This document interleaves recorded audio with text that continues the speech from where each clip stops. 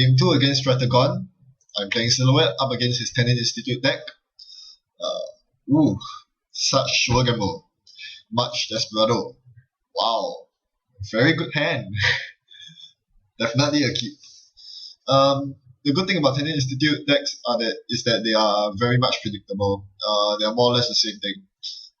You will expect that they will make 0 remotes, except for a random Jackson Howard here and there. You expect that they will have 3 ice walls. You expect that they will start advancing things when you don't score agendas, and they will trick a flight stuff off, which means that the agenda spread is also pretty predictable. 14 points dedicated to the 7 2-pointers in the Techie faction, and 2 Future Perfects. It's a very standard combination. It's almost as standard as NBN Fast Advance. So first turn, I failed to make a successful run. I probably should have just run Archives to gain a credit off Desperado. I mean, I'm in the best position to do that with Desperado installed. Running Archives isn't a huge loss, so I definitely should be preventing him from advancing ice. But I don't, so I play a short gamble, and he reses the ice wall as I expected. Well, that's great. So, yep. So he actually has a Chimera on HQ. I think I made a mistake here by not running HQ. If there's a single Chimera guarding a central server, by all means run it every turn when you get the chance. I think that was a mistake on my part. Anyway, I continue drawing up cards, and I'm not actually seeing anything useful, so I decide to inside job HQ.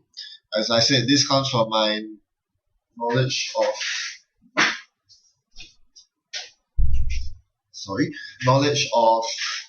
Tennin decks. I am very sure that he's not going to attempt to set out a remote, so why keep my inside job? I'm just going to spend it to get through HQ, and I'll expose what is a very nasty piece of ice, a grip. Well, that changes things. So, knowing that the grip's on the table, actually this means that I can still run through his HQ freely. I'll still be forcing him to pay 2 credits every single run if he chooses to rest the Chimera, and that works in my favor. I'm spending 1 click to make him lose 2 credits. Reverse account siphon, anyone? Sorry, not reverse account siphon, but it's a mini account siphon. Alright, so here I run his Jackson, and obviously he reshuffles it.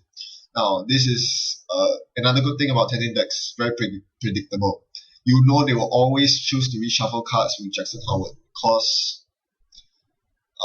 if they do not, and I will make a successful run of it, I'll gain 1 credit, and more importantly, it will prevent him from advancing a piece of ice, thus shutting down his ID ability. So, with a Jackson out on the table, I will be able to consistently make successful runs every turn. So that's not something that he would want. So he has to trash the Jackson. So that's 1 less Jackson to worry about. And that means I don't really need to worry about trashing Jackson myself, because he will do the trashing for me. So that's great. I started drawing up cards, and I saw that I have all 3 knights flooding my hand. So usually I play knights as a surprise vector to get that surprise indexing, surprise siphon, surprise legwork out, but that wasn't going to happen because I was completely knight flooded. So better to play 1 than to throw in the trash. Hence, it goes on the ice wall. And the beautiful thing about putting the knight on an ice wall against Tennin Institute, they want their ice walls. If he doesn't, if he wants to remove my knight, he needs to trash his 4 advanced ice wall, and that was a significant amount of credits, clicks, and effort that he spent into advancing the ice wall. So I know very for sure that my knight isn't going anywhere soon. So that's a huge benefit. I draw into a legwork now.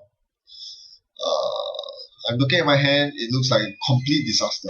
So I just decide to install the other 2 knights since he already knows that I'm running knights, and yes, I'm completely scaring him out right now because I can get through any server I want, essentially. Well, there's Swordsman Infection, but that won't do too much damage. So I'm hoping that he will not place a third piece of ice on HQ. If he doesn't, I'm going to assault HQ next turn with a Legwork, and he should be pretty agenda flooded at this point. Now, am I concerned about 7 advanced ice wall? Nope, not at all. He still has to trick off light off it to score agendas to win the game, which will buy me windows to run through R&D.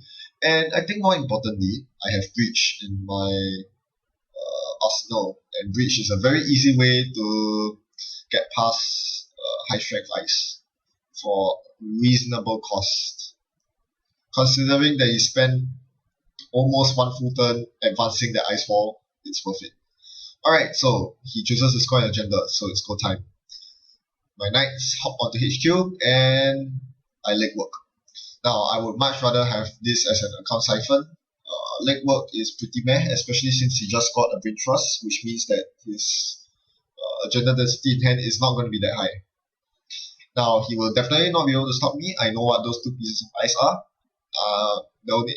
What I reason out in the chat box, as you can see, is that if he resists the Chimera, he is paying 2 credits to force me to pay 2 credits. So that's up to him. Does he want to do that? The answer is no, and I access 3 cards. Let's see what they are. Oh, are you kidding me? It's a snare. That is ridiculous. You would think he runs shocks and maybe even GQs, but not snares. They don't trigger off archives. I thought of bidding 2, but I ended up bidding 0, and you have no idea how much that burned when I saw that I very nearly bid the right amount. Gah. I'm very sure Rat Corps will either bid 0 or 2. I just didn't know which. I figured that he would think I bid 2 because he has a lot of credits and is willing to spend, so he probably would go for 0 instead. And I was wrong. That stung very hard. Legwork that turned up 0 agenda points. On the bright side, my silhouette revealed another painful destroyer, the Ichi 2.0, on R&D. Man, that's nasty. So, getting through isn't as easy anymore because I have a lot of knights at stake here. Now, I really don't like having to play all these knights. It costs me 6 clicks to get all of them onto the board right like this, and 6 credits. Yes, that is a huge investment for what is a temporary access and can be easily overwritten. Especially since he didn't rest the HQ ice, and there we have it. He just completely destroyed my 2 knights. This is this is marginal play, but I had no choice. This is what I have to play given my hand. I would much rather have seen Legwork indexing or siphon instead of the third knight. I would much rather have the third knight come at a later time where I need to barge through the server, but I have 1 piece of ice that I need to get through that whose identity I do not know. So yeah, bad draw luck coming into play here. Now he continues advancing the ice wall, which I'm more than happy with because that means, it's not going to change anything. My knight is still parked firmly on the ice wall. So now he has 2 new pieces of ice on HQ. Things are looking a little more difficult now. I'm pondering over what I should do here. I just continue drawing up heavily, hoping to see the likes of an indexing or a maker's eye. I would be able to get through by clicking through the Ichi, but I still don't see any of them. I even have, I believe, 2 planned assaults to tutor for my these influence that I splash on these Shaper R&D digging cards, but I have not a single shred of it. Yeah, it's painful to watch. I finally draw an account siphon. So, is it go time? Yes, it is. I play my Breach, I play my Fairy. Next turn, I'm going to summon a passport onto the table and make an account siphon. This deck is all about making high impact runs with temporary breakers in the form of Knight and Fairy. I don't really have time to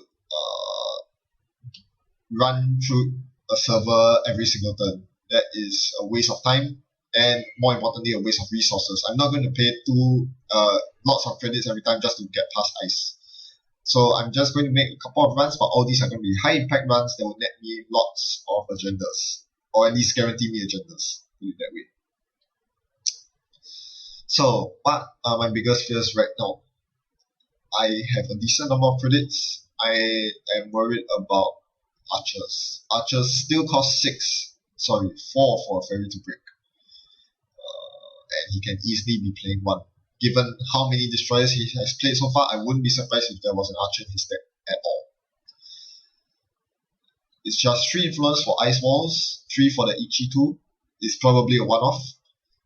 There's still so much influence unaccounted for. Archer only costs 2 influence and it's a very handy inclusion in this deck. So definitely something I'm looking out for. So I pull off the account siphon. Let's see how he reacts to it. This account siphon might not succeed, but what I want to do here is to gain information on his ice. I've let him play too many ice on HQ for too long. Knowledge is power in this game, especially since I'm playing Silhouette. I want to know every single piece of ice. So he reses the Inazuma. I break it with Passport easily, but I realized I only have 3 credits left. Going into the next piece of ice. That is not good. That puts me below Archer range. And an Archer res at this point will basically lose me the game. So I play it safe, I check out. Anyway, even if that wasn't an Archer, there's still one more piece of ice to make it through. And if it's any sort of barrier, I would probably not have enough credits to pay for it. So no point continuing a run on no point continuing on a run that probably won't pay out for me. So cut my losses, check out, and get more credits next turn. I spent the entirety of next turn clicking for credits with Armitage because I know I tagged. He can easily burn down my Armitage. So I definitely need to get the most out of it. And he indeed does burn it. So at least I got out of it what I need. That's the whole reason of playing Armitage. The other reason being as supplementary backups for Sure Gamble as early source of income. It also doubles up as a good mechanism for recovering when floating tags. Alright, so I draw into more cards. At this point, it's pretty obvious that my rabbit hole into Underworld Context combo is not going to be pulled off anytime soon, so forget about it. Anyway, I'm floating tags, so Underworld Context is pretty useless. In case you weren't following the chat box, here's what happened. He installed the Medical Breakthrough face down in the remote on his second click. On his third click, he took a credit. I told myself, if that was Jackson Howard and that's the only asset that he's playing, he would use that Jackson Howard to draw cards because he wants to see many cards to get as many Trick of Lights off as possible. So I knew that wasn't a Jackson Howard, so what else could it be? A snare, a Shikyu, obviously. Or a shock. I didn't want to lose any more cards from my hand. I'm starting to get decked and that's not good. So I let that card through and he capitalized by throwing a Medical Breakthrough, which he scored the next turn because he can. Oh man, that was so painful. Oh, burn. So I gave him a free agenda basically. I threw him a freebie and he's about to get to match point with a Brain Trust. That completely turned the tides of the game 180 degrees in his favor. I mean, if it wasn't already in his favor, I don't have any agenda points and things are looking really bad. And I'm going to lose the next turn because as long as he has a Trick of Light combo ready to go, and I'm very sure he has, with that, I'm screwed. That's the whole reason why he put a naked breakthrough on the table, because if he didn't, because even if I stole it, it will make the next breakthrough a 3-2, which he could then score with a Trick of Light, which means that he probably does have a Trick of Light in hand and probably another agenda as well. So I had to get into HQ at all costs, and inside job once again. So here, I ponder over whether I should break the Kumainu. The 5 cards in my hand now aren't the most useful cards. Emergency Shutdown could come in handy against the Ichi too, but that's about it. The other cards I don't really need. Same old thing is pretty useless because I don't have any useful events in my heap. All of my useful events are still stuck somewhere in my 9 card deck. Can you believe that or not? But eventually I just decided to go with the fairy because I won't have too much use of fairies anymore. And finally, I score a Brain Trust, putting me on board. Yay! And my next move is to lock down R&D to make sure that he doesn't top deck Agenda. It's Swordsman. Alright. And with my last click, I'm able to run through at the cost of all my cards. I decided that I really do need the fairy to get through the Ichi on the club. To get through the Ichi. Alright, so I find the future perfect, but I only had 1 credit, the 1 Desperado credit to spend, and so I didn't manage to steal it. You might be asking here, why do I bid 1 credit? Because the corp, looking at our credits, the corp knows that if he bids 2, the runner can never beat the side game. So the runner will probably just bid 0. So since the runner is going to bid 0, it will be actually wise for the corp to bid 1 and save 1 credit here. But so I decided to just throw in the 1 Desperado credit in the event that he decides to be sneaky and bid 1 instead of bidding 2 as he should have. And yes, he did end up bidding 2. So yeah, that's that. Now, I drew up 2 cards, and on my second card I saw the Maker's Eye.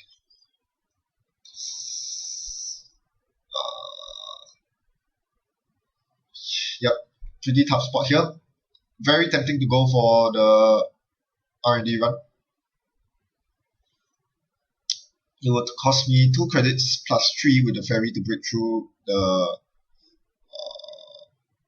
Ichi2. I decided that wasn't worth it, so I drew the next card, and that turned out to be an account cipher. The reason I said it wasn't worth it is because I need a lot of credits to get through R&D. For a Maker's Eye run, that would net me 3 cards. Cards which would probably be shocks and snares, which would end the game for me. So I decided to forego the Maker's Eye and perform the account cipher instead, because what I really needed at this point was money to break through the servers with Breach. Those ice balls were pretty fat, and yeah, I only have 1 night on the board, so Breach is going to work overtime here for me, and I start floating tags. Well, floating more tags now. Again, pressure on R&D to keep it locked from agendas. And I see a beanstalk rarity, so that's where his influence is going to siphon recovery. The whole point, and the other point of playing account cipher at that juncture was to bring him below 8 credits. I do not want him to rest the Ichi 2.0. It needs to stay unrest so that I can make easy runs on R&D and lock him down. But the beanstalk is going to change things because he will be able to amass 8 credits by the next turn. My first click, that's an indexing. Time to go. Now's the time. You can't wait any longer. This indexing was long due. Long time ago. The indexing at Maker's Eye ended up as the bottom 7 cards on my deck of a 40 card deck. I have nothing to say about that.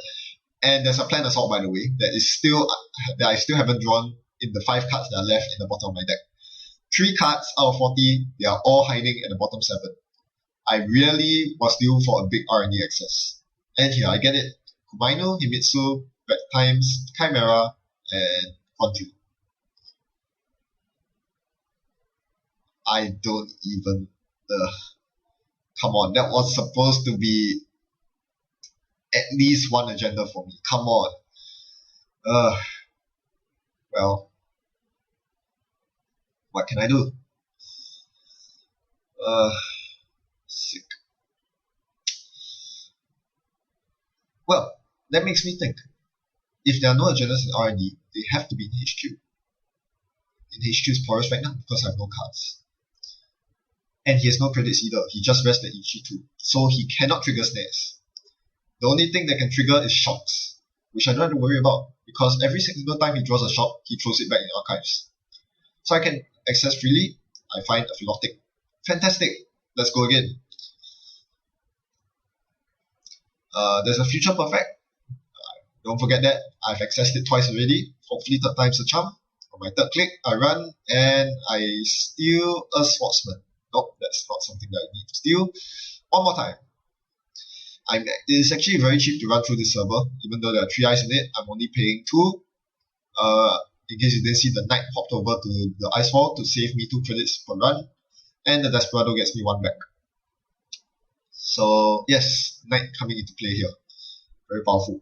Its flexibility. So yes, HQ is completely porous, and I didn't manage to find that Future Perfect. Maybe it's because it's not in his hand. Well, think about it. That Future Perfect might not be in his hand. I mean, it's very hard to tell, given that he had 4 cards when I accessed the Swordsman twice. There could be other agendas inside, but looking at the agenda spread, there are only 2 more 2-pointer agendas left. There's a good chance that one of them, at least one of them, if not both, are in his RMD. As for the Future Perfects, they might not be in HQ.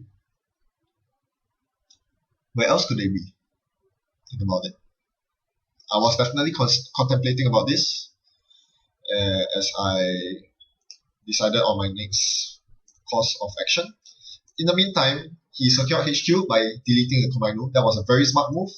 By deleting the Komainu, his Inazuma is now hovering over the ice wall, which means that I need to break the Inazuma in order to make a successful run.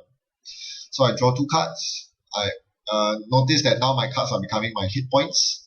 I have 4 hit points left. I can only afford to take 4 damage. The 5th damage will end my game.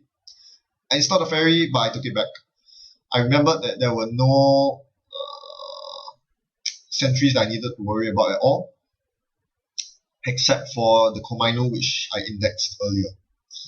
And I don't really need to worry about Komainu because I'm running with 0 cards.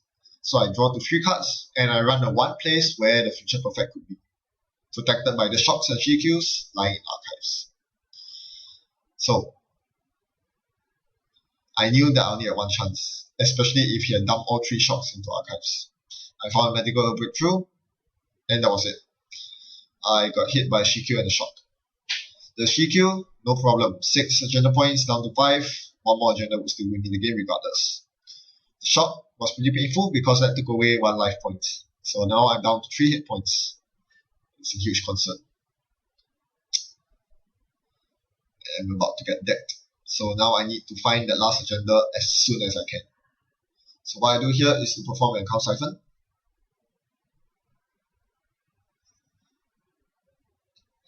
Thinking that I need all the credits I can to run through his servers, and he gives me the bad news. That wasn't a Komainu, that wasn't a Himitsu Baku, and that certainly wasn't a Quandary. It was a Swordsman, which I had not an answer for.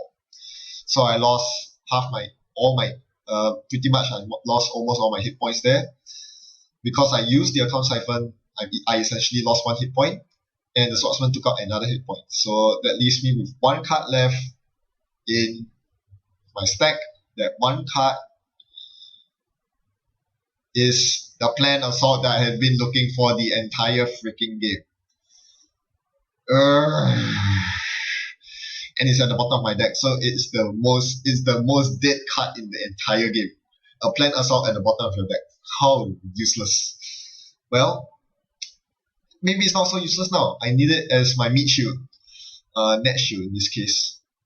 I have 1 hit point left, and I am not a single answer for Swordsman. So this will allow me 1 more desperation run on HQ whenever needed. Yeah. I can access HQ 1 more time. RND is still kind of open, but there's a problem. EG2 boasts a trace tree that does 1 brain damage. That's a huge problem.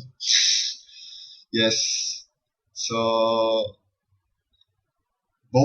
either way, I'm going to die pretty badly. So whichever server I access, I want to really hope that I can access an agenda. So I go all in on R&D. He traces for 3. Here I make a huge mistake, a very, very big mistake. I miscalculated, thinking that I needed more credits to get through R&D. But I did have enough credits to beat the trace and break the ice wall. Huge mistake that pretty much seals my fate, as I'm down to no hit points and I do not find the last agenda. So that's pretty much game. Because from now on, he's going to outpace me in terms of credits, and because now my only option left in this game is to click for credits or make a run. My rig is now down to its bare bones, my knight gone thanks to the swordsman,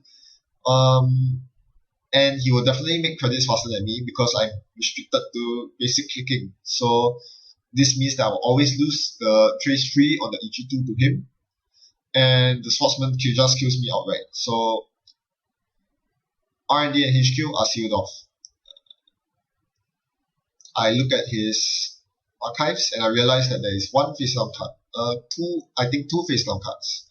So I saw the double bad times coming and he's slowly gaining enough credits to use both, at which point I definitely will lose. So I'm just going to go for a Hail Mary run on archives and hope that there is an agenda. Hopefully a future perfect that is dumped there. That's not the case, and I lose the game by shock. Epic, huh? Well, where shall I begin? Firstly, okay, I'll just talk about his play. He played amazingly. We had a long, lengthy chat about it. This game afterwards, and he described his deck to me in all its entirety, and he actually made a very convincing case of how synergistic every single one of his cards are. Most of his influence was spent on destroyers, obviously, and it worked very great. Grims, Ichis, Swordsman, these will really slow a runner down, and with Inazuma Infection, you can never be safe until you build your entire rig against him. And when you have your entire rig, if you happen to be floating tags, you are going to get hit by 2 double bad times. And he actually, interestingly enough, also packed a Sea Source, a single copy of Sea Source in his deck that threatens to wipe out the runner's rig should they lose the trace. So this deck, his comp deck doesn't exactly make a whole boatload of money, but it taxes the runners so hard, especially those advanced ice walls. And yeah, if you don't manage to land decent siphons off, or if you don't have the magnum opus economy, you're just going to get burned. Your rig is going to get demolished by Seesaw's bad times, and you probably cannot recover from that. So Shaper is definitely one of the better matchups against this deck, both in terms of their flexibility and their recovery from net damage and destroyers alike. Conversely, my Silhouette deck had a very hard time performing. With a 40 card deck, I'm very susceptible to every single ping of net damage, and it really did cost me this game. I think I definitely dig too deep this game for my green cards, the Indexing and Maker's Eye, which never appeared, and thinking that I wouldn't get flatline because it wasn't Jinteki PE, but well, 40 cards can only bring you so far. What other good plays that he made? All his eyes was pretty much perfect. Yeah. Oh yes, you might be wondering about the Chimera. He also explained that to me. With Destroyers and Chimera out, you pretty much need to set up your entire rig to have a shot against his Tennin deck, to have any chance of a successful run. Now, Chimeras are susceptible to Parasites and Artment and Overminds, AI breakers alike, but the thing with all these is that in those cases, he simply won't rest the Chimera and get other eyes out instead. Yeah. But against criminals or anyone who just plays with the basic breakers, without AI breakers, without parasites, Chimera is so good. Even if you pay 2 to res it every single time they run, it completely stops them, and it is very good siphon defense that cannot be overstated. It also works as a complete showstopper when double bad times hits, because with double bad times, the runner can only choose to keep 1 or 2 breakers, so Chimera will essentially stop them, keep them out forever. So yeah, This really, I wouldn't say this Tennin deck is a deck that you have to build against, but it's very, very strong and is a compelling reason to run AI breakers as a support ice breaking method. It's getting more and more important in the meta game these days. Alright, I've gone on for too long. This video is nearly it's already more than half an hour long. Thanks for watching and happy net running.